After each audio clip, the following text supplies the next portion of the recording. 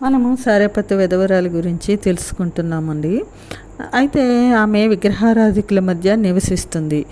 అయితే దేవుడు ఆమెను ఎన్నుకోవడంలో ఆమెలో అసాధారణమైనది ఏదో ఆయన చూసే ఉంటారు. ఆమె విగ్రహారాధికుల మధ్య నివసిస్తున్నప్పటికీ ఎక్కడో ఆమెకు యెహోవా దేవుని మీద నమ్మకం ఉంది. అందుకే ఏలియా చెప్పిన మాటను నమ్మి దాని ప్రకారము చేసింది అని చెప్పవచ్చు. ఏలియా దైవజనుడని గ్రహించి ఆయన మాటకు విధేయత చూపించింది. ఆమెలో ఉన్న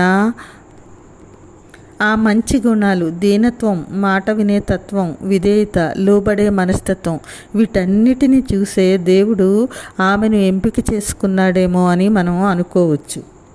ఆమె అన్యురాలైనప్పటికీ అపోస్తుల కార్యాలు 10:35 చూసుకుంటే ప్రతి జనములోనూ ఆయనకు భయపడి నీతిగా నడుచుకుని వారిని ఆయన అంగీకరించును అన్న ప్రకారము ఆమెను చూసి ఉంటారు.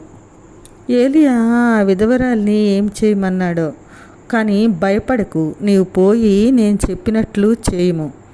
అందుకు మొదటగా నాకు ఒక చిన్న అప్పము చేసి తెమ్మన్నప్పుడు ఆమెకు అది చాలా ఇబ్బందిగానే మారి ఉంటుంది. అందుకే ఆమె ఉన్నది ఉన్నట్లు దైవజనునితో చెప్తుంది. నీ దేవుడైన యెహోవా జీవము తోడు అని అంటే యెహోవా ప్రవక్త అని ఆమె ఏలియాను గ్రహించింది. ఆమె తన పరిస్థితినంతా వివరించి చెప్పింది. ఇంకా ఆ ఒక్కరోజు వాళ్ళు తిన్న తర్వాత ఆమెకు భవిష్యత్ ఏమవుతుందో తెలీదు. ఆమెకు ఇంకా బ్రతుకుతాను అనే ఆశ కూడా లేదు. అప్పుడు ఏలియా ఆమెతో భయపడకు, పోయి నీవు చెప్పినట్లు నేను చెప్పినట్లు నువ్వు చెయ్యి. అయితే అందులో నాకు ఒక చిన్న అప్పం మొదట చేసి నా ఎద్దుకు తీసుకొని రమ్ము. తర్వాత నీకు నీ బిడ్డకు అప్పములు చేసుకొనుము.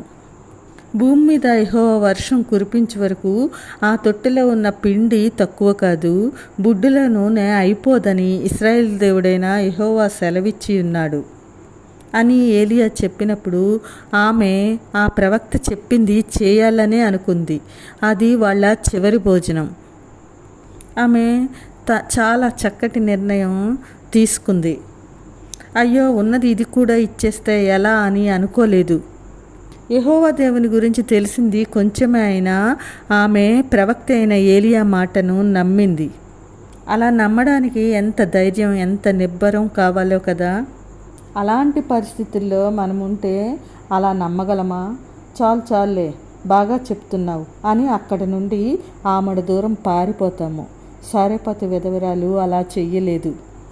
ఎవరో ఇశ్రాయేలీయుల దేవుడు, ఆ దేవుని ప్రవక్త, తనకు ఏమాత్రము సంబంధం లేని వాళ్ళు చెబితే ఎలా నేను నమ్ముతాను అని ఆమె అనుకోలేదు. ఆ నమ్మకమే ఆమె అలాంటి క్లిష్ట పరిస్థితుల్లో కూడా వివేకవంతమైన నిర్ణయం తీసుకోవడానికి ఉపయోగపడింది. అంతటి గొప్ప నిర్ణయం తీసుకునేలా చేసింది. అలాంటి చావు బతుకుల మధ్య ఆమె విశ్వాస పరీక్షలో గెలిచింది అనే చెప్పవచ్చు.